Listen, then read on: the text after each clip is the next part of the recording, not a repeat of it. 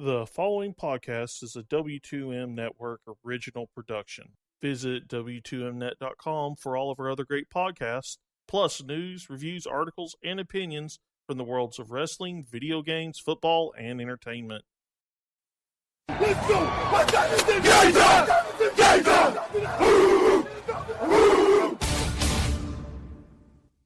gonna be a football game tonight now. No doubt. It's gonna be a football game. Here. Okay. I done been here before. All right, let's go, baby.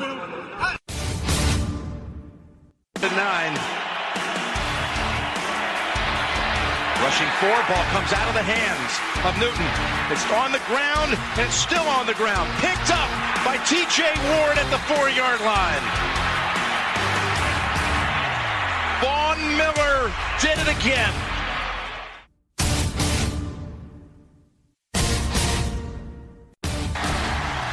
Alabama back on top of the college football world.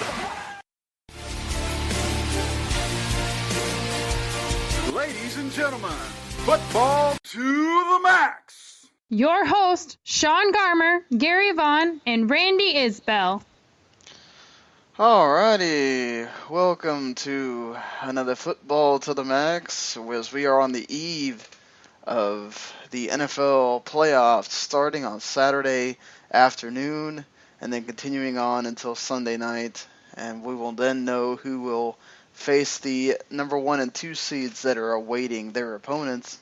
Of course, I am your host, Sean Garman, and we will also be previewing the last college football game of the season on Monday night, and then we'll be headed into the offseason where things kind of take a little break until, the NFL draft and you start talking about those players again. Gary, how are you feeling about this that first week of the playoffs?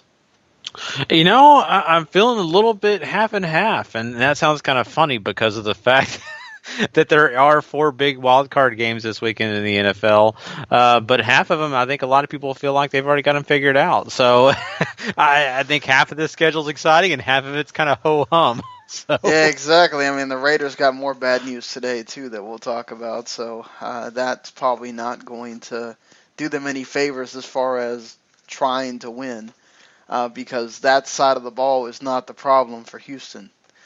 So we'll get into that in just a second. We might as well talk about this. This is one of the few times that I hate when it's just us, because when there's a Dallas Cowboy news, it becomes, the Dallas Cowboy hour for us until we get done with the the news item. But hey, that's what happens when you have 2 fans of the same team on the show at times. But Randy Gregory, we kind of had, if you listen to the 2 podcasts that the Dallas Cowboys do every day, which are great podcasts, by the way. If you're a Cowboys fan and you listen to this and you don't know that Talking Cowboys and Cowboys Break exist, go look them up on iTunes. They are wonderful sources of information, especially if you don't live in there and you can't listen to like local radio and stuff like that. It's sometimes, listening to things on like iHeartRadio isn't always so convenient. So I think it's great to just have this 1-hour show that they do back to back. So usually by 1 p.m. my time over here Eastern, they're both done, and I can just listen to them back to back at work, and I have my entire fill of what I needed for the Cowboys for that day. So just want to give, not that they need any publicity or whatever, but they had kind of been talking about for a while, get ready because we're probably not getting Randy Gregory for the playoffs. They're going to come down with some kind of mandate before then, because they're not going to want him to start playing and feel like he's being rewarded for continuing to fail, these tests. So the 1-year ban was kind of something that was already known if you were a Cowboys fan that's sort of in the know like we are. But it's still one of these things that kind of sucks because he'd been producing. He'd been getting used to playing and becoming I wouldn't say a force, but he was somebody you could use on that side, obviously. How do you feel about this? Even though we kind of knew it was coming, it's still the whole point of it's now official. He's done, not just for this year, but basically he doesn't play next year either. Yeah, and that's what's interesting about this whole thing. And I'm glad you mentioned that, we both do listen to those podcasts, and maybe some of our opinions kind of line up. In fact, I think it's awesome sometimes when I'm sitting there, watching the 10 o'clock news and something pops up about the Dallas Cowboys, and then the next day, what I was thinking last night, they're talking all about it, and I'm like, oh man, I'm not wrong. Right. But anyway, what's kind of interesting about this whole thing is, you're right. We knew about Randy Gregory. We knew he was going to get suspended again. And you get a little bit more insight about this situation. What interests me most of all is the fact that Randy Gregory was in rehab when he did not show up for a drug test. Now, is that his fault? I totally agree. Should the NFL be on his case? Well, hold on. I don't think that that's his fault. When you're in rehab, you're not supposed to leave the rehab. Well, I agree. That's my problem. And let me set this up, and I definitely want your opinion. So he misses that drug test, so he's in rehab. He doesn't do it. So then we move on, and then we get the chance to appeal and all that stuff. It doesn't ever work out for this guy because he already has a prior offenses. I really think it's just the NFL saying, we don't care. We don't care if you're in rehab. We don't care if you're handing out candy to kids. If you don't follow the policy exactly like it is in black and white, we are not going to let you get away with it. Which is, hey, you know what? It's his fault. In general, that it even happened, it's his fault. He should have let the rehab know. Now, here's the thing, though. Randy Gregory should have enough money to where he should have somebody that should be able to handle his affairs while he was in rehab and know, hey, you have a test coming up, let me call to reschedule. Or at least let somebody know, remember this guy is in rehab, there's no way he's going to make it to this test. You need to understand that you're going to have to reschedule it. Mm-hmm. Exactly. And, if you're not a Cowboys fan, you're listening to this, you're like, oh, God, I'm going to be bored. No, this is what I really want to bring up about this. We know that Randy Gregory did what he's not supposed to do, okay? So that's why he's suspended. The NFL is going to be strict on this. Randy has already made his thought process be known on this show. I think we have as well, Sean, about marijuana. And maybe we should follow the NBA side of this where they don't even worry about the marijuana part. It's all the other drugs. I'm not just saying that because I have a guy on my team suspended because of it. I think anybody in this league, really, it's becoming more legal in the country. So maybe the NFL needs to lighten up on it. Yeah, it's now legal here where I live in Florida, not recreational. There are even now states that have legalized recreational use of it. Yeah. Not just medical. Mm-hmm. So exactly. And, you could still be an NFL player and test positive in one of those states that legalize it recreational. But the NFL says no because they can't have different rules just because you're in a different state. Right, yeah, exactly. So my whole point of saying all this at the end of the day, though, is that, Randy Gregory gets in trouble for this. But we have the situation where they don't want to make him, let's just say he was to go to the, further in the playoffs and get to succeed and make money off this, being in the playoffs. But you got a guy like Michael Floyd and Taylor Stern on the Cowboys podcast brought this up too, which I'm glad she did because I was thinking that exact thing when I heard he got suspended. I thought, well, wait a minute, Michael Floyd drunk, he had a DUI, which is very bad, and he's going to play probably through the Super Bowl. He's probably going to play in the Super Bowl this year with a DUI on his record, and yet the NFL has not even sniffed at him about, hey, we're going to suspend you. It's just like, let's let the kid play. He's a good player. Let's see what happens. So that's my problem with it. You can't have double standards. I think the NFL, they were quick to move on this. Very quick. I mean, as soon as the Cowboys were going to be going into the playoffs, they said, okay, let's get this guy out of there. But they really should have done it faster. Like they shouldn't have really let him play the other 2 games or whatever, if they were going to do this. I agree, but I think at the same point, I think they just said, well, let's keep him around. Just let him see what he can do. But I think at the end of the day, they just didn't care. I think at the end of the day, they just said they already had their mind set up. We're going to suspend him in the playoffs. They knew the Cowboys were going to be there. So they said, you know what? Let's just wait till the playoffs. Let's not even worry about this. It makes no sense. And you're exactly right. I don't understand why you can't just make that judgment right then. You would think that these guys were plowing fields and just doing all sorts of hard labor, and then they're so tired they can't remember, I got to tell this guy he can't play. My God, the commissioner's sitting in an office, probably drinking some whiskey and just hanging out, and just pick up the phone, say, "Cowboy, sorry, can't play," and then there you go. You wouldn't even had this situation. He would never would have played it down for the Cowboys, and he would have made a suspension sooner than later. So I don't get the process. I'm not going to pretend like I get the process. My deal is don't have a double standard here. Anybody, especially drunk driving, that is a serious thing in this country. People die every day and night because of drunk driving. Why would you let a player play in the playoffs with that? I just don't get it. It makes no sense to me. I don't care if he's a Patriot. I don't care if he's a Cleveland Brown. I don't care. Best, worst team. Any 32 teams in this whole entire league, players should be accountable. I don't get it. So what do you think, Sean? I mean, do you think I'm going a little crazy here, or do you think maybe they should look at Michael Floyd, or has he not got his due justice? Well, didn't they drop the charges or whatever it was? I mean, he got his DUI, but like, it was the first one, right? So it's his first one. I mean, you may be right. I think they don't really act on the first one because the legal system doesn't really act much on the first one. It's when the legal system starts acting where, oh, you might do jail time for real, or you have done this multiple times, that the NFL starts stepping in and doing something about it. I think this is a legal matter. They let the legal people handle that.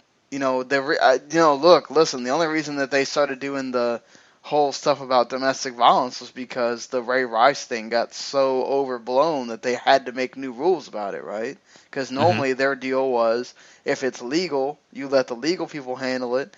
If it's breaking one of our rules, then we handle it.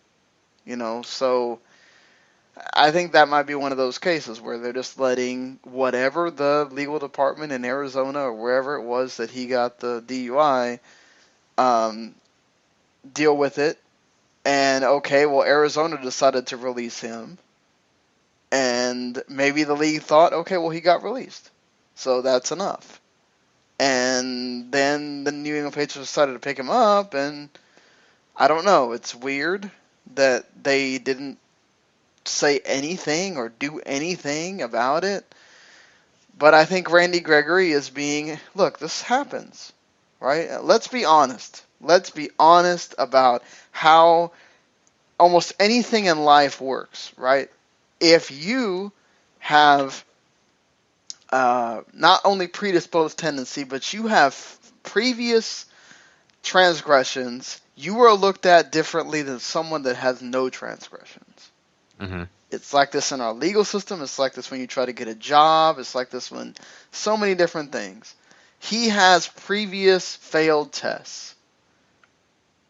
The league is going to come down harder on him than they are on Michael Floyd's first time he's ever done anything that we know of or whatever. Okay? Yes, maybe it sounds like they're headhunting Randy Gregory. They're trying to make an example out of Randy Gregory. But let's be honest, Randy Gregory hasn't really done a whole lot for himself to sit there and go, let's give Randy Gregory a pass on this one. Okay? Randy Gregory came in the league saying, I don't care if you have a problem with my problem. I'm going to keep doing it. Well, you already set the bar, kind of like, look at me, pay attention to me, and then what do? Oh, you failed these tests. Well, guess what? You're going to get what you're going to get for being this way. And I hate it for Randy Gregory. I hate it because he's a player on the Dallas Cowboys. So for us personally, it affects us. It hurts the team.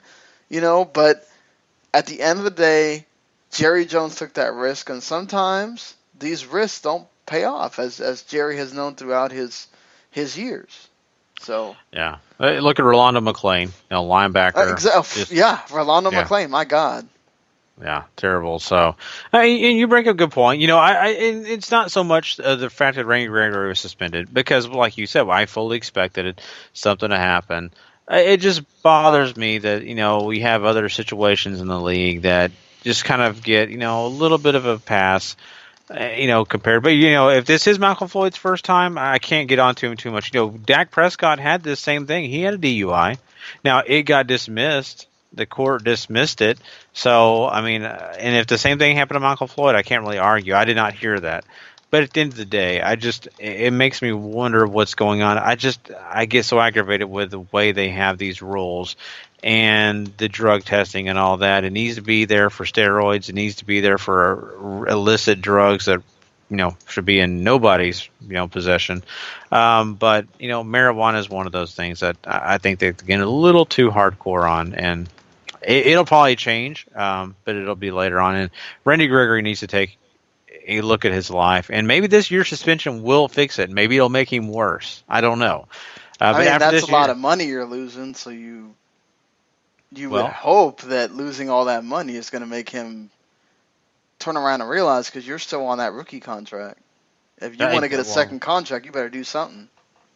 Well, that, and he's losing time in his career. Think about it. He's already lost 2 years of his career. Right. So, he's now playing catch up, and that's not good. That's not a good situation for him. So we'll see. He's got to do it on his own now. But, we're talking about things that are controversial. We already talked, I think, last week about Joe Mixon a little bit. But I want to quickly touch on this, because I don't know how much we touched on this fact that, the draft is going to be coming up before, and I know we haven't got to the Super Bowl yet. But my question to you is, Joe Mixon's in this situation, and he's kind of in a Ray Rice situation. They've been talking about it a lot, like on ESPN, NFL Network. Do you think that this kid has a legitimate shot at being drafted high in this draft coming up? Or do you think that he's going to fall down to maybe the 5th, 6th, 7th round? Or even go undrafted? We've heard of guys I don't think he goes undrafted. I think this is different than Ray Rice. I think this is more akin to the Tyreek Hill. This is an isolated incident. It's not like he's gone around and done it again. It's not like he went and got in trouble after this happened. This is just a big thing, and it's gonna be, people are gonna bring it up, and it's gonna prevent him from going in the first, 2 or 3 rounds probably. I'd say, you're looking at like 4th round. Somebody really needs a running back. They're gonna maybe take a flyer on him or whatever. I don't think that's gonna make him go undrafted. He's not a guy that. I don't think he's going to be a guy that people are going to say, okay, well, he's my starting running back day one. So he's going to be a guy that's going to toil around as a backup for a little bit, and that stigma is going to come off of him, just like it did Tyreek Hill. I don't think a team that needs a running back day one is going to take him. If somebody takes him, it's going to be somebody that needs depth, and he might be your 2nd or 3rd running back. He may not see the field. He might see the field, but that's going to allow him to have that time, like Tyreek Hill, to, okay, your play is going to dictate if people let this go with, that deal with him hitting the woman or whatever. But I think it's also different because, yes, you should never hit a woman, whatever. I don't want to get into this deal. This is not what this is about. But he retaliated. He didn't just go whack her. Mm-hmm. And just out of nowhere or whatever, okay? So he didn't try to rape her. He didn't try, it wasn't nothing like that. So I think it's a little bit different. It's still terrible. It's still terrible to see. It's a horrible, horrible thing. I'm not condoning at all what he did. It is totally wrong, okay? But I think enough time will pass by then. I think he does get drafted. But he's not going to get drafted where he would have if this wouldn't happen. Yeah, and you make a good point about the fact that there are worse things out there. I think Tyreek Hill's is worse than this. Still not good. Still not right. It's just I think there's different levels you have to kind of point at, and this is going to affect him. It's going to affect the way he gets paid, and it's definitely going to affect his future, because I think it's going to take a lot of this guy proving everybody wrong and proven himself, that he is a good person before he starts getting endorsements, before anything starts happening with him. So we'll see. We'll see what happens. I just wanted to ask that question because, it's been a big deal lately. So Yeah, it has been. I don't think we really got to talk about it too much. I think we were going to talk about it the previous podcast and forgot. Another thing that was brought up, I think, since we've had the podcast is the Hall of Fame finalists for this year. They're out here, and I guess, looking at this, Jerry Jones, of course, owner of the Cowboys, and former Commissioner Paul Tagliabue are contributor finalists. I think, honestly, if you're looking at who's done more, obviously Paul Tagliabue will probably get in before Jerry Jones, but I think, people should think about that Jerry Jones isn't just the owner of the Cowboys. He's done a lot for the league itself, so if he does wind up getting in, honestly, I don't think there's no disputing that Jerry Jones, just aside from the team being great, what he's done for the league, what he's done for the city of Dallas, the state, that whole Metroplex area, he deserves to be in there. Mm-hmm. So, but I mean, let's look at some of these players. You got T.O., you got Isaac Bruce, Kurt Warner, Morton Anderson, the kicker, and they have said that they want to start adding tight ends, kickers, these kinds of unsung positions on the field that don't get enough play. They have said that they want to start giving them spots in the Hall of Fame. So perhaps they try to make do with Morton Anderson here. But Brian Dawkins, the big-time safety for the Eagles, Jason Taylor, that defensive lineman for the Dolphins that had those great years, Tony Baselli, all those years, those years with Jacksonville, Alan Faneca also, Ty Law, he obviously going to be remembered more for his time with the Patriots, John Lynch at safety, Kevin Mawai, another center as well, and Joe Jacoby, an offensive tackle in the 80s and early 90s. So anything there that jumps out to you that says they definitely think about, okay, you've got the one spot that goes to whoever the contributor person is going to be. I think you'll get like probably 6 or 7. Who do you think here deserves to be in there? Oh, you also got Don Coryell of the Air Coryell era with the Chargers. Weird that Jimmy Johnson is not on this list either yet, but what do you think here? It's an interesting list here, and I think you got a few names on here that are definitely deserving. Looking at this, we got Kurt Warner, who is a guy that, my goodness, I think the other day I heard that, he holds the passing yards and a couple of Super Bowl records when it comes to passing and touchdowns and things like that. So, it's hard to argue that he doesn't deserve to be involved in the Hall of Fame. Isaac Bruce was an excellent receiver that I think also should get a nod. Alan Faneca is one of those guys that, how can you ignore his contribution to the league? And the one thing that kind of mixes me up a little bit here is I think John Lynch and Brian Dawkins, two safeties, guys that really were hard hitters, smart players. I think that, eventually they should deserve to get in, and maybe this year one of them does get in. I don't really think that both possibly get in. I think they'll probably go in other directions than picking two safeties. If you ask me right now, I think I'd have to go with John Lynch. He is a proven guy, a guy that's, he won the Super Bowl unlike Brian Dawkins. Yeah, and that's kind of unfair to Brian Dawkins because I'm one of those guys. I really don't think Super Bowls should spell out. But they care about Super Bowls. The people you're voting, You're exactly right, and that's one of the things they'll point to. And I hate to be that guy, but I think Brian Dawkins is a great safety. But let me tell you what I think about Brian Dawkins. I think Brian Dawkins was all about the hits. I think if you had, in the 90s, a greatest hits video, you're going to see Brian Dawkins in probably 15 of those tackles. Even if it's out of just 30, because he was a hard hitter. He was a guy that you did not want to get He also came on the blitz a lot. Yeah, You a know, blitzer.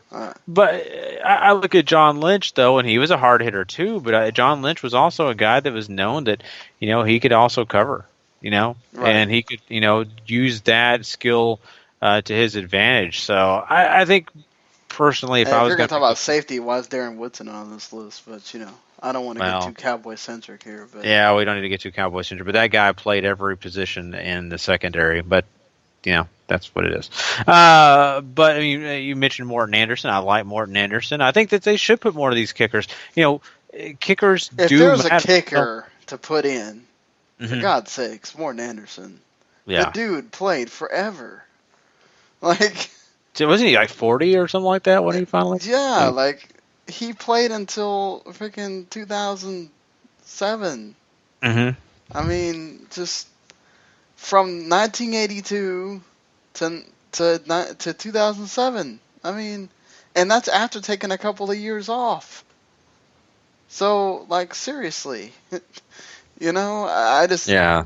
I look. I know we don't give a lot of stuff to kickers. A lot of people still don't treat them the same as other players, and that's fine and whatever. But I think that when you're looking at longevity and how good he was, how consistent he was, in an era where you don't, now we pay attention so much to the kickers for the fantasy football and all that stuff or whatever.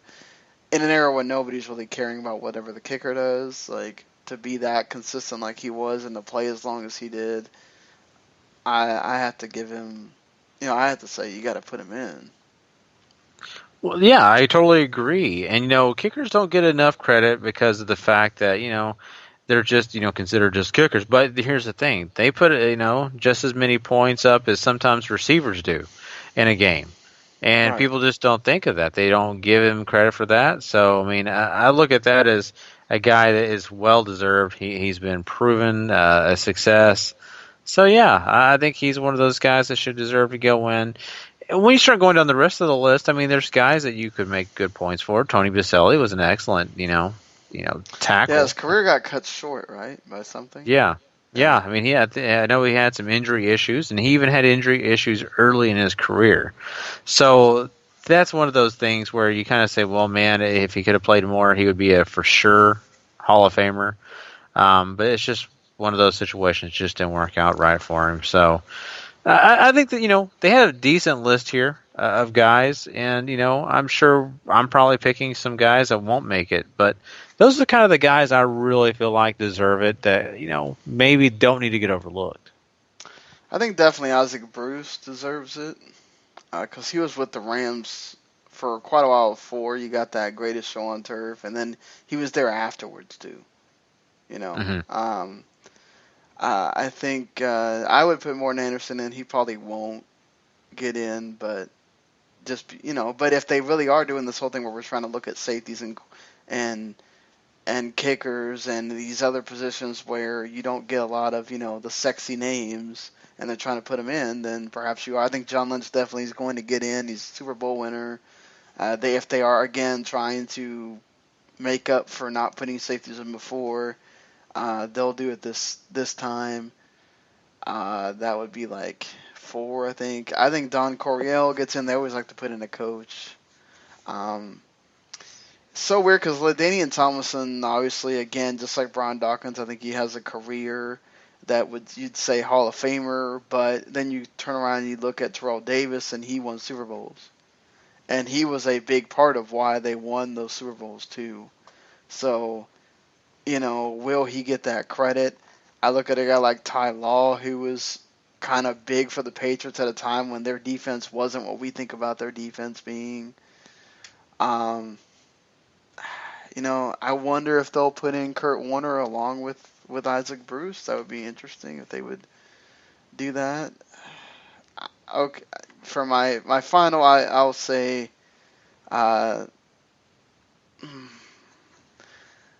say they'll put in Terrell Davis this year, and maybe they only do 6. How about that? I think also you got to think about media personality. Kurt Warner, Terrell Davis, those guys being out there and visible, LaDainian Tomlinson too, do they get votes that perhaps they wouldn't have gotten But I do wonder if they look at it kind of like Daniel Thomas is young. He can wait. T.O., a guy can wait. Guys didn't win championships. So, T.O. got close, lost the Super Bowl. But, yeah, and then plus T.O.'s got all that bad blood on him from. That's it. That's the biggest thing. I think that his image is preceding him, and that's sad because Terrell Owens had a great career, and honestly could have went further. He couldn't keep it together psychologically. It really affected his play. And so I think for me personally, I would pick Terrell Owens over, Terrell Davis, because I just think that he had so much to offer. He gave so much to his teams. But, right now as it sits, because of his image, because of all that stuff, I would put Terrell Davis in front of him. You've got to wait it out. You've got to make sure this guy is solid, that he's not going to go do anything else crazy. Because what sometimes happens is they put the guys in, or in any Hall of Fame, and then they go crazy, and then they're like, "Oh God, we look so embarrassed now." So it's just a sucky thing. He definitely deserves it. I think there's a few guys not on this list. We already mentioned Jaron Woodson and Jimmy Johnson, a couple guys we personally feel deserve it. I know all NFL fans out there can look at their list of guys and say, "I can't believe my guy's not in. Why isn't he in?" But the list that we have here, I think it's a fair list. I think we have some great talent, and some of those offensive linemen, I think definitely need to get a chance to get in here. Kevin Mawai is another guy that I really didn't put him in my list, but I think eventually he's going to get in. He was a great center. He was a hard worker. He should get in eventually. Yeah, if there's one that'll get in, it's probably Alan Faneca. Yeah.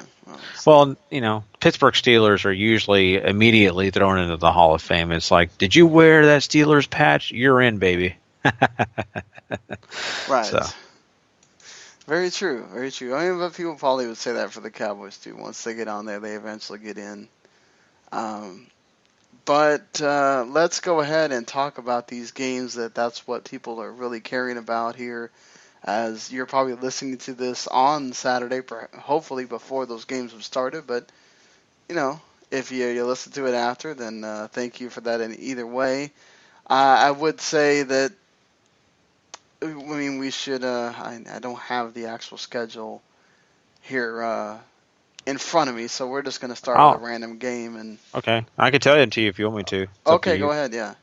Okay, so the first game on this schedule is tomorrow, or actually if you're listening to this, it'll be Saturday.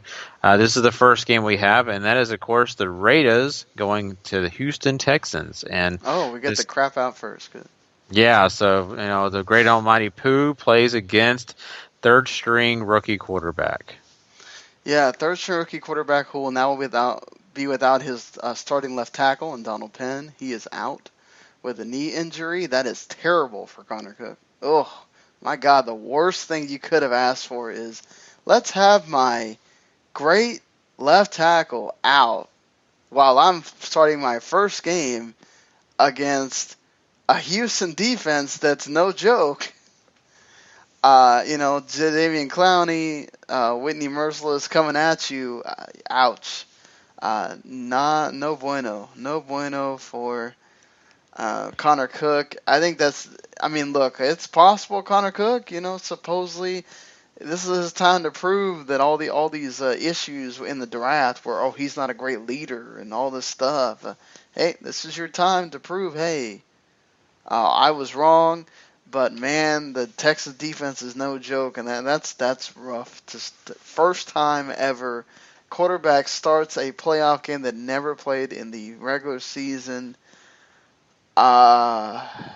This is gonna be way too much for him. I cannot imagine. I mean, yeah, you have a great team around you, but man, look, the possibility is there, right, Gary? That possible that maybe the great mighty Pooh gives him a lot of opportunities, though that maybe it isn't in Connor Cook's hands. Oh yeah, exactly. You got guys like Lil Mac. They're not any chumps either. And they're going to come after, Brock Osweiler, and they're going to try to embarrass him. They're going to try to look, our quarterback's still going to outdo your, multi-million-dollar quarterback because we're going to put the pressure on him. We're going to make his life terrible all day. It's going to be very interesting. Neither quarterback. It's kind of funny too. The multi-million-dollar quarterback in Brock Osweiler. Do you think that because of that money, this is why Osweiler's starting? I don't know per se. I mean, I think Savage with the concussion has something to play into this. But yeah, I could see where if Savage goes into this game, this is the way to justify it, right? If the Texans get past this game, then perhaps Osweiler, you can justify bringing Osweiler back next year. Whereas with Savage, maybe they worried about would that get too much for him or whatever, Well, you got that. That's in the mix. Plus, let's say Brock Osweiler, it has the same image as he does today. They're going to feel like they need to get rid of him. That's just the bottom line. They're going to feel like that they, just did this terrible move and they want to wipe their hands clean of it. But if he does succeed, they can do just what you said. Say, well, look, he is a proven veteran. He can come in here and do this. He can help us.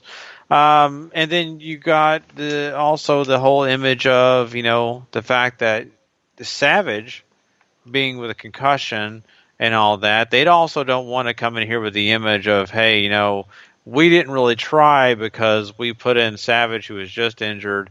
Not only that, he doesn't have, the experience that Brock Osweiler does. I think that also plays into this. And they would hate to lose the game with people pointing fingers at, well, he just wasn't ready to come back, or man, look what terrible decision O'Brien made. So, I don't know. It's very interesting. I think this game is actually going to be probably put in the hands of these running backs to an extent because I really, really feel like Connor Cook is going to depend on Latavius Murray and the rest of that running game to try to get him out of some bad spots. I really feel like they're going to try to establish it to some extent, whatever they can. That way it takes some pressure off. I wonder, though, if the Texans are going to do the whole stack in the box and say, okay, Connor Cook beat us. They are. They are, and that's the thing. It's going to be an uphill battle. And both teams could do it, really. Because, try to prove, hey, Osweiler, try to beat us. And then the Raiders did win the game in the regular season. They won 2017. So. Yeah. At the end of the day, this is going to be a hard-fought battle. I know it sounds silly because of the quarterback situation, but I think it'll be a tough game. And at the end of the day, as much as I loved the Oakland Raiders earlier this year, I think they had a great year. Their receiving core has done so much. I mean, just everything about this team has been exciting. But now losing your starting quarterback, now your left tackle being gone, that is just an awful way to walk into a playoff atmosphere when you're not even playing at home. You're playing in Houston. That spells disaster for me. Even Brock Osweiler and his mistakes, I don't think will lose Houston this game. I think still the Houston defense is good. I think they'll stifle anything that comes out of Oakland's offense, and there you go. Even if it's a 3-point win, which I don't think it'd be, I think at the end of the day they're going to get like a 10-point win for Houston here. Not to mention Houston played very well at home this season. And it is where Osweiler has played better. So, there's something to that. Don't know how that's going to progress when they have to go to either, New England or Kansas City. But, we'll see what happens when we get to that point. Moving on now, Gary. And who are you picking? You're sticking with Houston, right? I'm going to take Houston.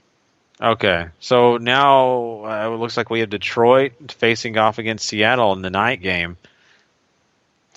Well, this could turn into one of these Saturday nights not so great.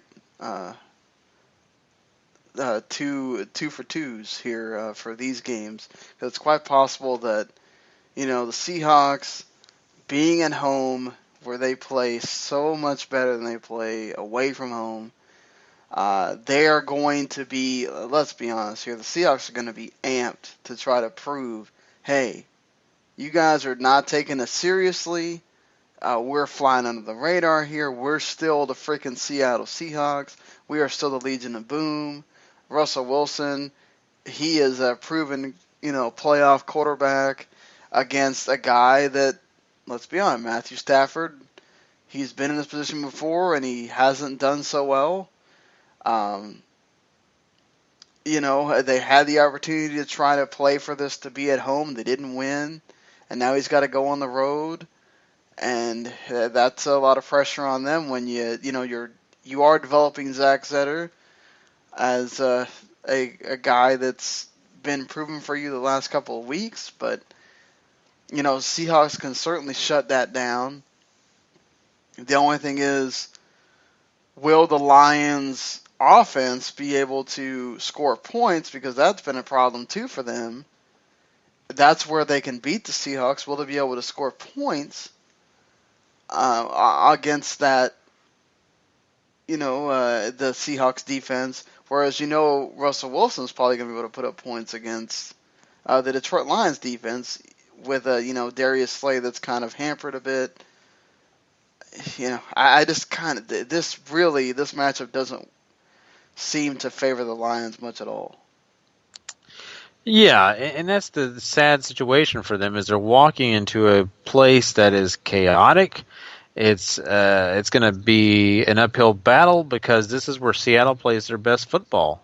And at the end of the day, also, you got to look at the fact that they're coming in kind of banged up a little bit. They're not exactly the most healthy Lions team. They're possibly could be missing their tackle as well. We talked earlier about the Raiders losing theirs. Well, they got Riley Reif in a situation where he could possibly be a game time decision too, and that puts a lot more pressure on Matthew Stafford than he was already going to have. I mean, we already know that this Seattle front seven is going to do everything they can to make Matthew Stafford's life hell.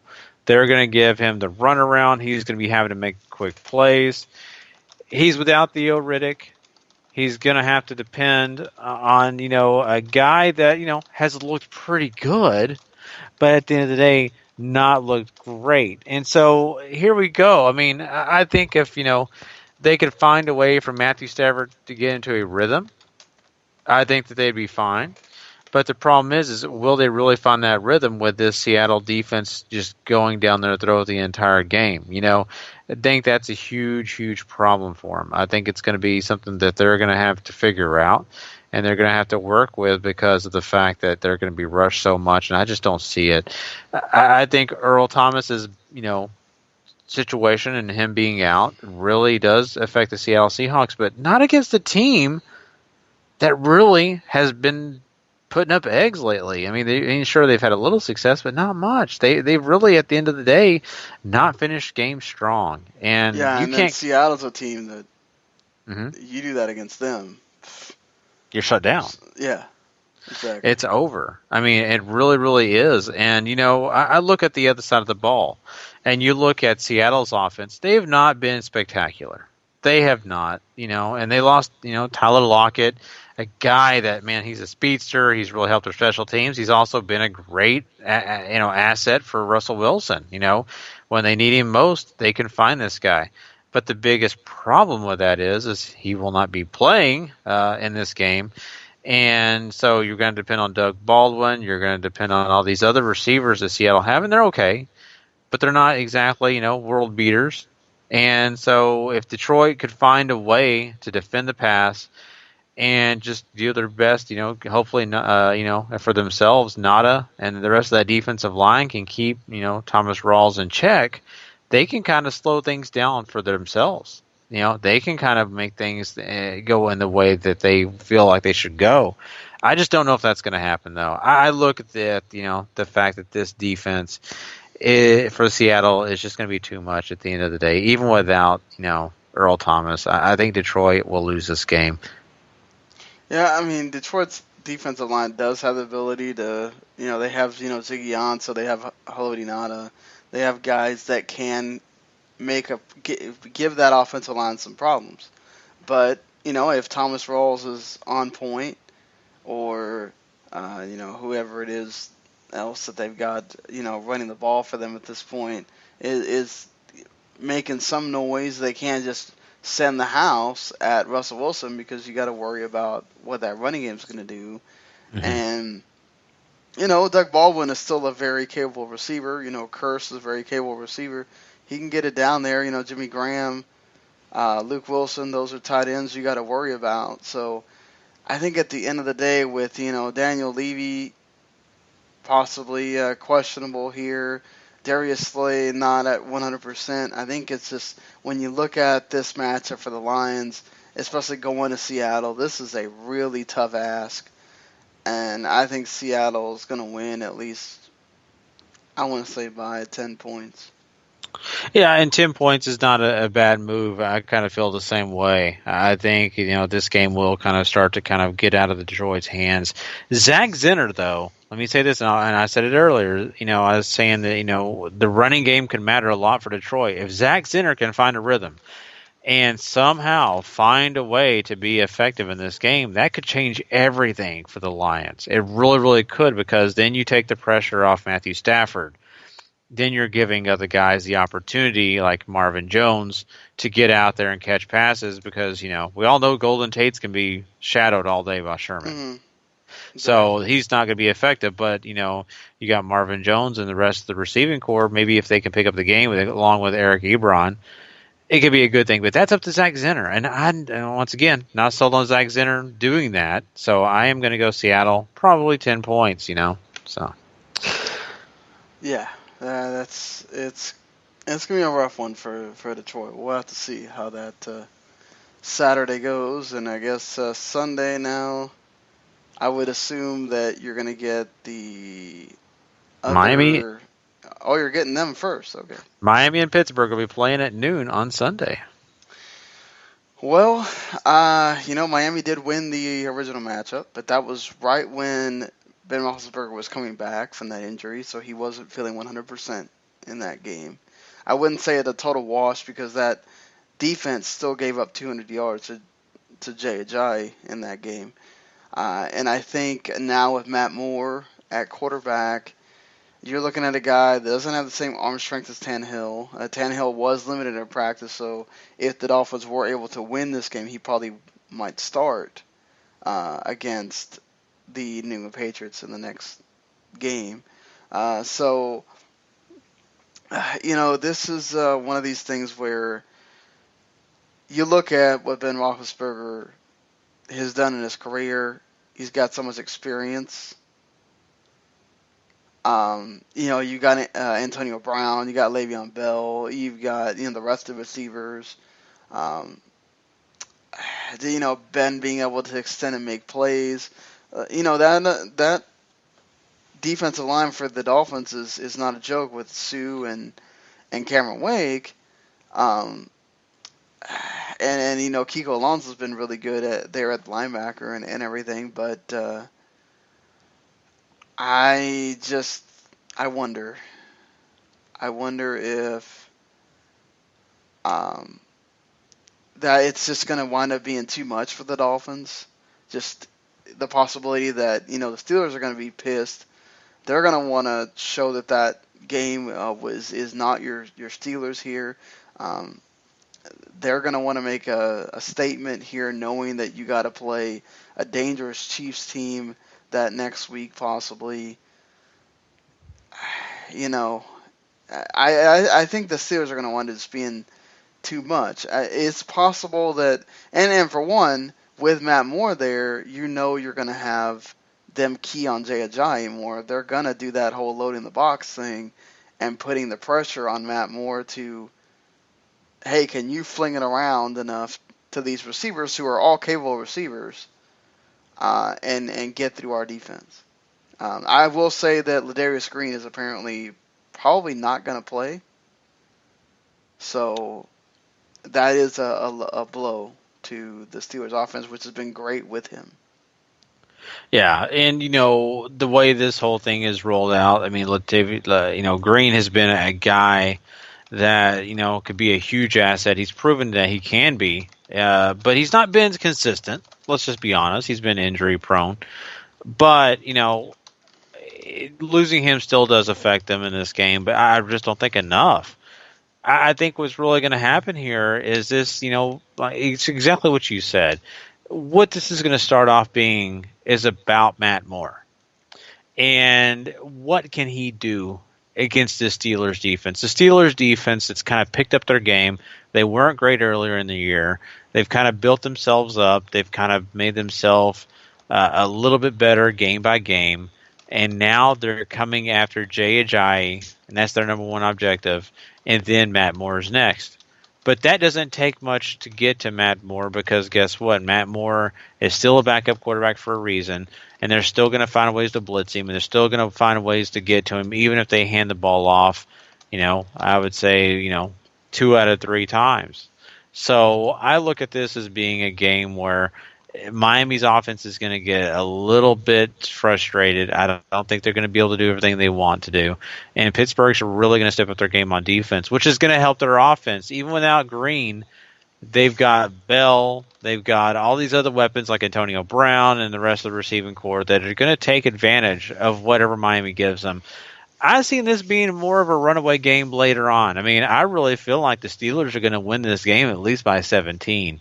It sounds crazy. I really feel. Yeah, and you know what? I respect the Miami defense. They've done a great job this year for the most part. They've really kind of helped their team, especially with, some of the situations they've been in. But I think really the Steelers are on a mission here. I really, really feel that way. And I think that they are pumped. And I think the Dolphins walk into this game saying, we can win.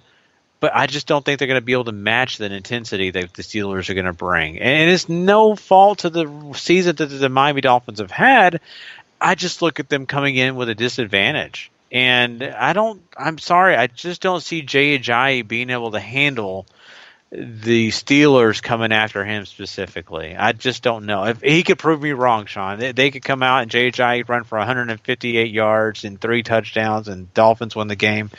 But I just don't see it happening. If it does happen and Jay Ajayi does run like crazy, but there you go. Miami's going to win. But I really feel like at the end of the day, Big Ben's just going to go to this game, dink and dunk, and pass way down the field to Antonio Brown for a 50-yard touchdown. It's going to get out of hand. I think 17 points. Man, 17 points is a lot to say in a playoff game, but I don't think you're totally off the reservation there. It's quite possible that could happen. Especially because they know what Jay Ajayi did to them last time. So they're going to be keen on him. They're going to make sure that that's not the guy that beats us. Yes, their secondary is questionable, and it's always been questionable, whatever, but the rest of, they're improving. Sean Davis has been really good. Cockrell's been getting better.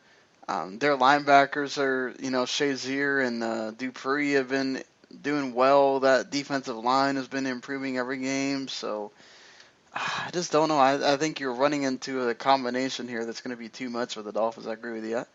I'll say another 10-point game. I don't know about 17, but yeah. I think, just for a fun prediction, I'll say, Sammy Coates is a big part of this game. I think Big Ben's going to be more effective than even Le'Veon Bell. I really do. I think Le'Veon Bell's going to have some success, don't get me wrong. But I think the Dolphins are going to try to match what the Steelers are doing. They're going to say, okay, you're going to shut down ours, we're going to shut down yours. And they're going to try to shut down, Le'Veon Bell. Don't think they're going to do. The difference, though, is Le'Veon Bell, you can just throw him the ball in the middle of the field and then watch him make a bunch of guys miss. Oh, yeah, so, and that's, you're right. You're exactly right. And I don't think they're going to shut down Le'Veon Bell. I definitely don't. I'm not trying to say that. I'm just saying the Dolphins are going to try. They're going to do their best to do that. Yeah. But at the end of the day, I think that they're going to do lots of play action. Big Ben's going to Well, that's what I meant. Like, if you're going to try to do the whole we're going to shut them down running game, they're just going to use them in the passing game. And then you're going to have that problem. Yeah, so, you're right. That is, I don't want to deal with that if I'm any team coming up here. Certainly the Chiefs and Patriots have defenses that can deal with them, but I think any of the other ones, that's going to be a problem. And it's funny because you'll get what I thought was going to be the conference championship game matchup, with all likelihood. Basically, you are going to get it because the only way that the Patriots play anybody but Houston or Oakland is if the Dolphins beat the Steelers. So I'll get my predicted championship game matchup in the divisional round with the Chiefs and Patriots. So, or wow. not Chiefs, Chiefs and Steelers. So that should be an awesome game, certainly to watch. Before we get out of here, though, we've got to also make our predictions for the entire playoffs. Because they are starting, so we don't want to make them once some games have already been played. We got to make sure. Remind me when we get past this last game here, to make sure we do that. So we got one more game left. Of course, this is a huge game because how this game goes affects who the Cowboys play, quite possibly here, considering that the Seahawks are probably going to beat the Lions with all certainty. So this game will determine who plays the Cowboys, being played on the, that Sunday night schedule here, or the 4 o'clock? It's the 4 o'clock schedule? Yes, it's in the afternoon, 7 o'clock, I think, actually, is it? I will look right now. Let me look for you guys. So, either way, we've got a matchup that we've already had previously in the season. The Packers won. This is in Lambeau Field, where the Packers have played. They always play great, and they play much better than when they go on the road. So, man, this is one of these times where this is difficult because the Giants have a defense. They have a secondary that can cover all these receivers. They can cover the Jordy Nelsons, the Devontae Adamses, and whatever, and they have a defensive line that can rush the quarterback and make Aaron Rodgers uncomfortable, and especially because we know that whether it's Christian Michael, whether it's Ty Montgomery, they really don't have a running game to worry about. Neither do the Giants, honestly, but it really comes down to the factor of, can the Packers defense stop Odell Beckham, and which they did in the first time. I think Odell Beckham only had like 55 yards or something like that. And is Eli Manning going to be playoff Eli Manning, or he's going to be the Eli Manning we've seen all season that he's going to give you about 3 or 4 or 5 chances to throw to get turnovers? And Aaron Rodgers isn't really going to do that. So. Mm-hmm. Yeah, it's interesting. This is a 3:40 game, by the way. So it'll be in the afternoon, right after that, first AFC wild card matchup. But this is going to be interesting because of all those reasons Sean just pointed out, plus of the fact that you do have to invoke Lambeau here. And what does that mean? That means really cold weather. That could also mean, wintry conditions. And that's going to be a big deal at the end of the day, I think, when it comes to what's going to happen. The Giants are used to wintry conditions, though. Oh, they know them. I'm not saying they're not. I'm just saying that it is a big deal because, Aaron Rodgers is just as comfortable in that as the Giants are. It's not an advantage. Whereas you'll have some teams play in this type of weather, and, the Giants will have an advantage. The Packers will have the advantage. But now both playing in those kind of conditions on a pretty semi-regular basis, it's just going to be even. So I look at this as still being a game where Aaron Rodgers is going to come in. He's going to realize, the matchups he's got with his receivers. And I still feel like the Giants secondary, as good as they can be, I think they're not perfect. And I think that Aaron Rodgers is going to exploit them like he does a lot of people. I think the pass rush is going to slow Aaron Rodgers down from what he's used to being able to do. Usually he can kind of stand around for 5-7 seconds or run out of the pocket and give himself some time.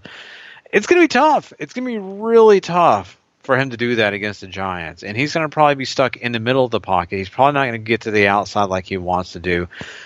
Saying all that, though, I don't know. No matter how good the Giants' defense is, how good the Giants' offense is going to be. That's what makes me a little nervous if I'm a Giants fan tonight. I'm looking here and saying Eli Manning, he's done this before. He's done it 2 years where, he's came in, no one expected him to win, but he goes in and just dominates everybody and, wins a Super Bowl.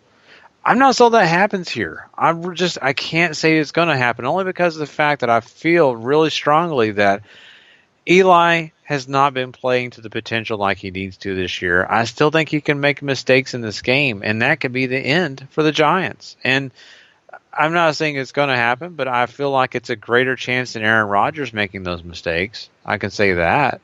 And I don't really think that this running game of the Giants is even as good as the Packers running game. I really feel like Ty Montgomery makes things happen, even as a guy that came into this season as a receiver. And they still have Christian Michael, a guy that, he can also pound the ball too. Whereas, Paul Perkins can do what he can do, but he's not exactly the top dog. Rashad Jennings has been a guy that's made a little bit of noise, but just not enough. So I think at the end of the day, it's going to come to, I think that the Packers offense is going to be what wins them the game. I really feel that way. And the Giants defense will stifle them at times, but, they're not a perfect defense. This is not a defense that we've been screaming all year, oh my God, they are this new version of the Steel Curtain, the new version of the Doomsday defense, the Orange Crush. No, it's not that. They just say, man, they're a good defense, but not great. And, Aaron Rodgers has been great, whereas Eli Manning's been there. So that's kind of why I think the Packers are going to win. I think this could be a close game, though. I still think that this could be like a 3-point, 4-point game. But it's going to be excellent. This is the one I'm looking forward to most. I mean, there's going to be so much intrigue involved in this game. It could land either way, but right now, if you ask me, I got to go with Aaron Rodgers and the Packers. Yeah, that's kind of what makes me look. I know that the Giants historically, when Eli gets to the playoffs, that's when he turns it on. They flip the switch on. They're great. Their defense has been much, much better. They lived up to the hype. Let's say that. They lived up to the hype that they had coming in. You spend all that money, and certainly they earned the money with how they've played. They got to the playoffs, and now they're in this spot. And it's hard to pick against them.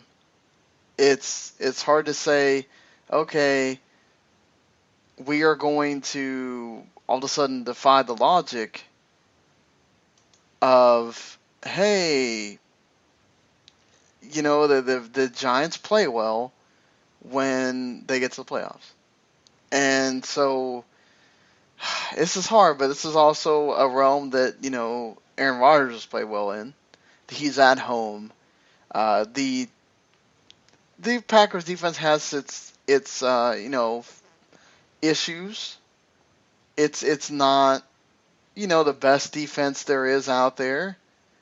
Like I said, the Giants secondary has the guys to cover.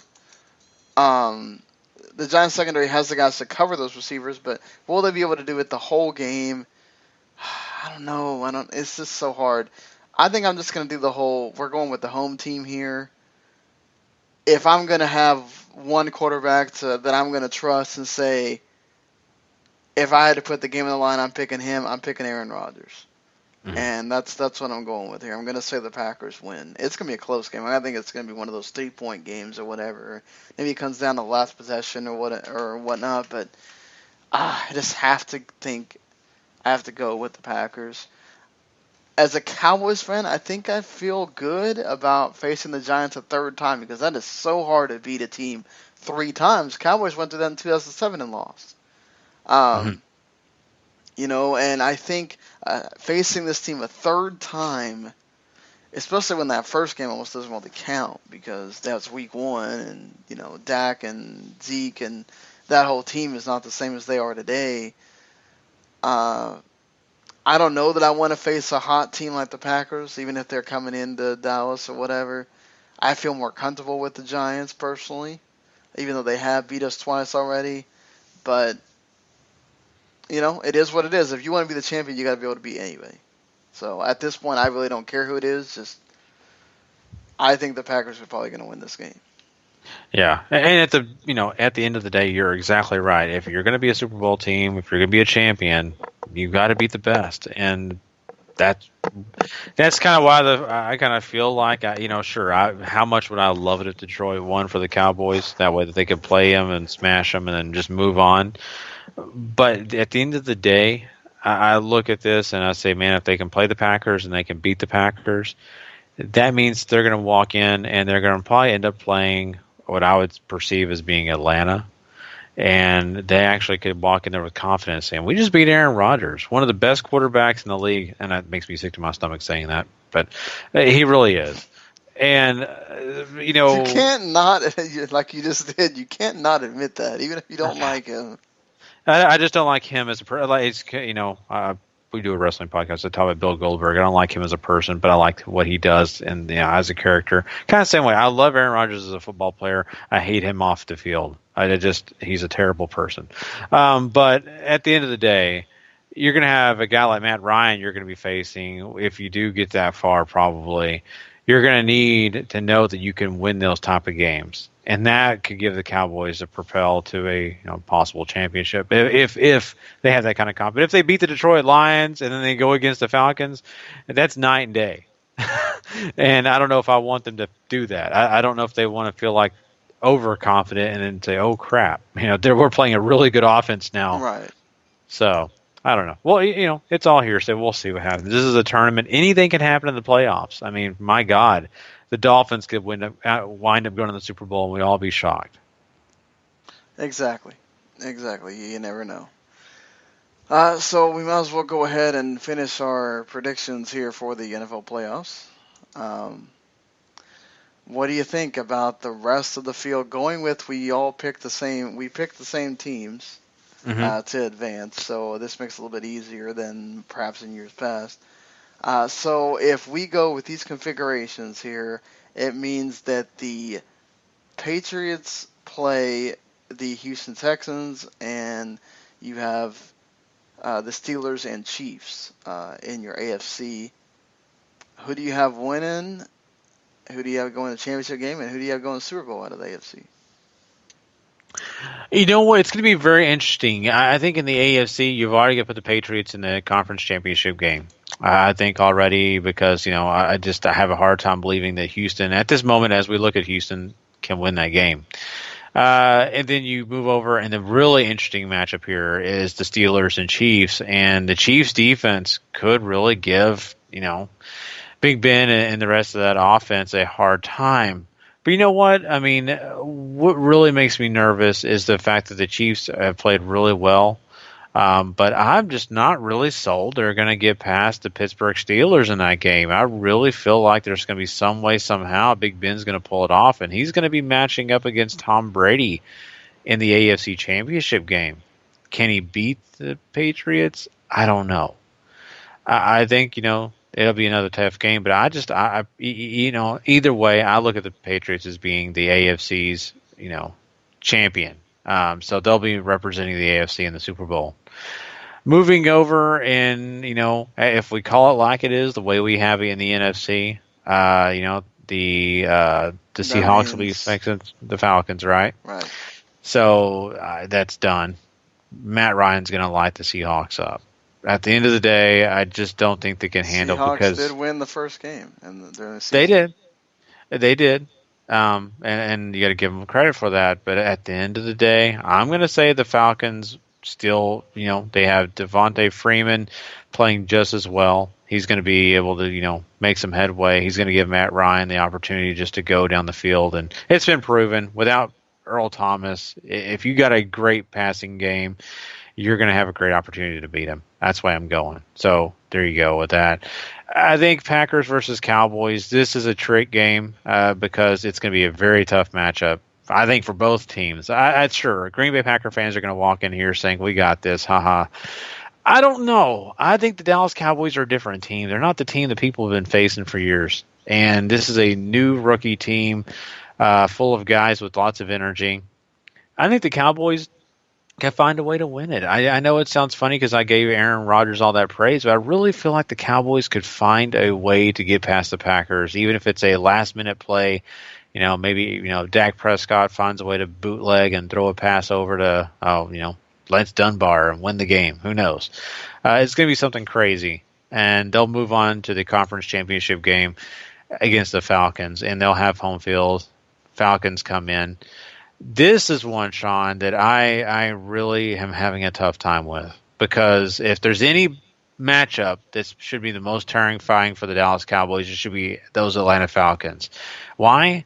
Well, the defense doesn't scare you. That's not the problem. It's the Falcons offense, who has every weapon disposable. They've got a running game. They've got a passing game. They've got a, situation where their quarterback is playing, lights out right now.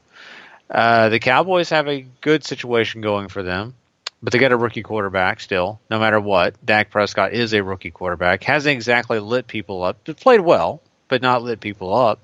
Ezekiel Elliott is the star, and I think he'll run all day on the Atlanta defense. But Vic Beasley makes me nervous. And he'll be facing Doug Free, who is not the strongest guy on the Cowboys offensive line. So this makes me nervous. I'll hurry and make a pick. I know this sounds bad. I'm going to say the Falcons beat the Cowboys. I think that maybe youth spells out in this conference championship game. I say Falcons, Patriots. I'm going to give it to the Patriots. I think the Patriots win their next championship this year. And it's hard to go against what you just said. I think I'm definitely going to go. I think the Falcons got so close to beating the Seahawks in the regular season. If it wasn't for that Julio Jones foul that wasn't called, you never know. I think definitely you're looking at Patriots and Chiefs over in the AFC. I think the Chiefs have a defense that can, I'm not going to say shut down Antonio Brown or whatever, but they're going to get to the Steelers. They're going to make Ben Roethlisberger uncomfortable. My only issue with the Chiefs is what Alex Smith are you going to get? He's been actually really good in the playoffs. Has been noted to be by a couple of Chiefs fans. And if Spencer Ware is on his game, and that you've got the Travis Kelce to deal with, you've got Tyreek Hill to deal with, you got other guys to deal with. I think at the end of the day, Andy Reid, he knows what he's doing. Andy Reid's the king of the going to the conference championship game at the end of the day, right? So I'm going to say the Chiefs get there, but Patriots are going to be too much. I think, if there's anything the Patriots proved last year, they could deal with the Chiefs. I think if there's a guy that I'm trusting to put up together a game plan to win a championship game and go to the Super Bowl, it's Bill Belichick. I'm going to pick the Patriots to wind up in the Super Bowl for the AFC. They'll deal with Houston. I forgot to say they'll deal with Houston with no problem. I think, and then you get into the NFC, and I think the Cowboys get by the Packers. It's gonna be a close game. It'll be one of these where it might wind up in a shootout or whatever. But I kind of trust the Cowboys defense a little bit more than I trust the Packers defense when it comes down to that. Especially a healthy Mo Claiborne and everybody else kind of being healthy. I trust that. I think definitely you're looking at Atlanta. I think the second time's the charm in Atlanta this time. It's not in Seattle. That's going to be the downfall of Seattle not playing at home. The Atlanta's going to put up so many points. Will Russell Wilson be able to use that experience and get that win? And the defense going to be able to shut him down. And that's a tough ask. That's the only thing is, getting in a shootout game with Russell Wilson a lot of times doesn't wind up being the greatest for you, because he has proven he can put up points on you, even without Tyler Lockett or whatever. That's a really tough matchup too. That one can go either way. I'm going to say because of that whole, Seattle doesn't play the same when they are away from Seattle. I'm going to give the edge just slightly to Atlanta. I'm going to say like a 3-point game or something. Man, that's a really hard one because I just think that experience is such a factor when you get to the playoffs. And if there's anybody that has experience, Russell Wilson, the Seahawks, that entire team has experienced for miles and miles and miles. And, Pete Carroll's been in those situations. Like, that is such a hard game to pick. And Seahawks, I think, have the Falcons' number, if I'm not mistaken, when it comes to playoffs. So, you know what, Gary? Honestly, I think the Seahawks are going to provide a problem for the Falcons enough to where I think the Seahawks might wind up taking that thing. And we have to account for turnovers or possibility, all those kind of things. I think the Seattle goes in and that's an issue. And then you have the Cowboys and the Seahawks. I don't want to play the Seahawks either because that defense is. They can give you just as much pressure as the Giants did, and you got that problem. You got the problem of pressuring Dak. You got the problem of, okay, well, they take Zeke out of the game, so, are they going to be able to? That's always a tough ask because we've seen it where you try to play that game if we're going to take Zeke out of the game, and he still burns you for yards, I don't know. This is a tough thing to say. I do think being at home in the championship game, not having that experience, even though you are at home, that's again a big ask for Dak and the Zeke and everybody. I don't know. I'm gonna say I think the Seahawks wind up beating the Cowboys there, and you have a rematch. You have the rematch with Patriots and Seahawks, and I'm gonna say the Patriots take it again. Yeah, and no, we agree on the Patriots. It's interesting, but I'm going to say this, and I'm not reneging on what I said at all. But I want to make this known before we actually get into the first playoff game. I really feel like if the Dallas Cowboys do beat the Packers, and either they beat the Seahawks or the Falcons, or if they beat the Giants, even or the Giants, because that's a big, the team is beating you twice to get over that hump, Yeah, I think that they run the table here, the two games. They win the, of course, divisional and conference championship game, which are going to be the most difficult games that, they've played. And these guys, Dak and Ezekiel Elliott, do get through those tests. It's going to be hard for me not to pick the Dallas Cowboys in the Super Bowl against the Patriots. I know it sounds stupid because I'm picking the Patriots right now against the Falcons. I'm picking them against the Seahawks. I'm just saying, if that's the case, they're too hot. Heck, you know what? I'll be honest with you, Sean.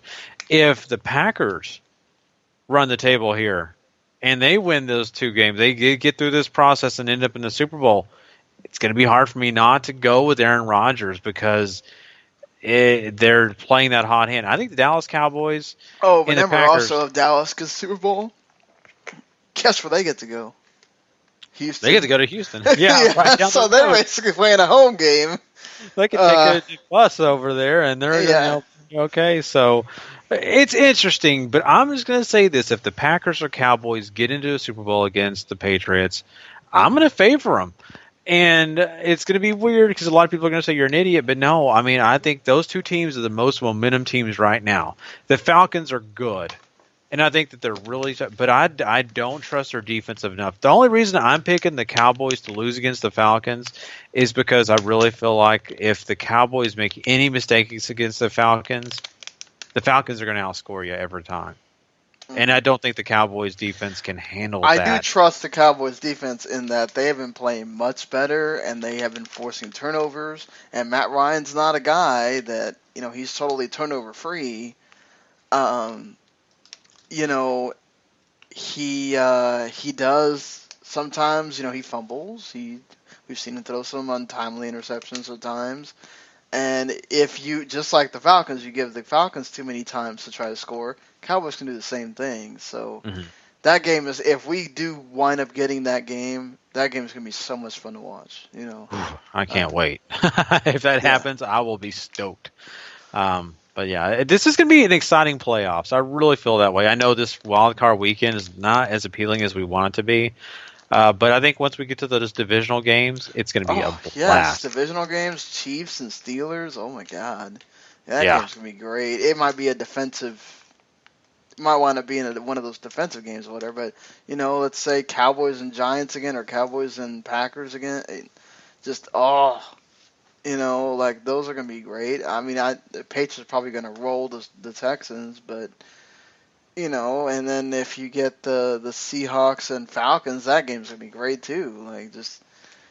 So some interesting games coming up there. We do have an interesting game coming up on Monday, big, huge game, deciding who is going to be the college football champion for 2016. You've got Alabama, defending champions, against Clemson, the team that they played last year in the same spot. Do you think it's a repeat? Alabama wins again? is it even a similar type of game? Or is it even that same close game that we got last year? Or could Clemson, being that team that tasted defeat, do they beat the Crimson Tide? You know what's awesome about this is that, when I first heard the playoffs, and the four teams in the playoff, immediately I looked at it and I said to myself, this is easy. Alabama wins it all. That's exactly what I said to myself. It's no question. Now I'm looking at this matchup and saying I way underestimated Clemson's defense. I way underestimated them. And if I am, Alabama and I'm Nick Saban, I've got to do a lot of planning because if you're going to take out without Lane Kiffin now, without Lane Kiffin, and with the situation with your offense isn't exactly the greatest offense in college football. Now, don't get me wrong. I mean, they've done fine for what they've done, but really, Alabama has depended on their defense to win them these games. They really, really have. And that's fine because their defense, is definitely, deserving of all the praise because they've done just that. But you can't tell me that you're going to have, Jalen Hurts come into this matchup and feel confident and free because I think Clemson's going to come after him and Clemson's going to distract him. They're going to make lots of different hard looks and it's going to be a tough, tough day for him. I think at the end of the day, the Alabama running backs may have some success to an extent, but I think it's going to come down to Watson, and if Watson plays better, I already give the nod to the Clemson defense. I really feel like that they're going to give the Alabama offense so much trouble that Alabama is going to find themselves in a situation where they can't get out of it, and then, at the end of this game, Clemson's going to win. Is it going to be a tough game? Yes, it is. It's going to be a very difficult game. It's probably going to come down to the fourth quarter. But I think Clemson wins it. And, heck, I'll even say Clemson wins it by a touchdown. Oh, man, I thought I was going to be the one with the crazy prediction here. I think, I brought this up. I said Deshaun Watson is a better quarterback than who are they playing in that round? J.C. Barrett. Well, yeah. Deshaun Watson's a better quarterback than Jalen Hurts. The only thing I will say is that, Nick Saban is the master, very much like Belichick, of being able to make the game plan and knowing what you got to stop, right? And knowing that you got to come at Deshaun Watson, you got the defense that can do it, and making him comfortable. You've also got to stop Wayne Gallman, those receivers that were pretty vital in that game. But like you said, what stood out was the Clemson defense. I don't think anybody expected that Clemson defense to be that good. And so that makes you sit there and go, man, they did that to Ohio State. Maybe Ohio State was a little bit overrated or something, but, Clemson were very close to being undefeated. They lost by a point to Pittsburgh at the end. So, we could be really talking about the 1-2 matchup happening here. You technically are still, but I think maybe even closer. I think maybe a 3-point game, but I think Clemson wins. Let me ask you this question. Let's just say we have revisionist history. Let's say last week Clemson faced Penn State. How do you feel about that matchup? Do you think that this would have been a different story, or do you think Clemson still wins? Trace McSorley certainly can throw the ball, so I'm not. I think definitely you're putting up points. You're not getting 31-0. So I'll definitely say maybe you're looking at a 31-17 or 31-24 game or something like that. I think Clemson still wins, but I think it's a lot closer, and that Penn State defense is nothing to mess with either. I think they're showing up, is what I'm saying. Like it would have been a better game, but I think Clemson still wins. Yeah, and I'm in agreement with you. That's why I feel like I do about Alabama. And I'm not taking anything away from Alabama. They've got an excellent defense, and they are going to make life hard for Watson at times. I don't think Watson comes in here and burns up this Alabama defense. No. The only reason I said a touchdown is because I think it's going to be a late touchdown in this game, whether it be an interception return for a touchdown or it be whatever quarterback decides they're going to find a way to get the ball out and make that last-minute touchdown to win and seal the deal. It's just so difficult for me, though, because I feel like it's going to come down to whatever quarterback makes the less mistakes, whatever running game can find some consistency. Both running game, they're going to find lots of problems trying to get the ball rolling down the field, especially when you're trying to run the ball against these classy, really difficult, tough defenses. So at the end of the day, I think Jalen Hurts makes more mistakes. So that's why I'm picking Clemson. Otherwise, I mean, this is a pretty tough. I mean, a really tough game to pick. But at the end of the day, I feel like Clemson walks into this game a little bit better, and I think they're going to be ready. Well, there you go. We both picked Clemson, so you know what that happened. That means yeah, Alabama's going to win. Look, I've said this many times. I don't have an SEC I'm not oh my God, the SEC. I want them to win everything just because my team's Arkansas. I'm actually the opposite. All I care about is if Arkansas wins. I don't really care about if Alabama wins or loses or whatever. I don't have a care either way. Personally, do I want to see Deshaun Watson get a championship before he, leaves college football? Yeah, sure. Just because Alabama, they win these things. They get to these places all the time. I mean, really, right? Who cares? I think it's a cool story if Clemson wins. I'm not saying that's why I picked them, but look, we could be totally wrong. Alabama comes in here and does to Clemson what Clemson did to Ohio State. So it's all about what happens on that Monday night when that game is being played. And it's going to be super interesting to see what happens. But, yeah, that's it for us talking about games this week. We'll be back on Monday night, Tuesday morning to kind of recap it all right after that college football game. And that will be the last time we'll be talking about college football for a while. But, the NFL stuff will continue. And hopefully Randy will be there for that one. Yeah, until, guys, everybody have a good weekend. Enjoy all the games. And we'll be back on to talk about those games on the Tuesday morning show. So, everybody, until then, see you later.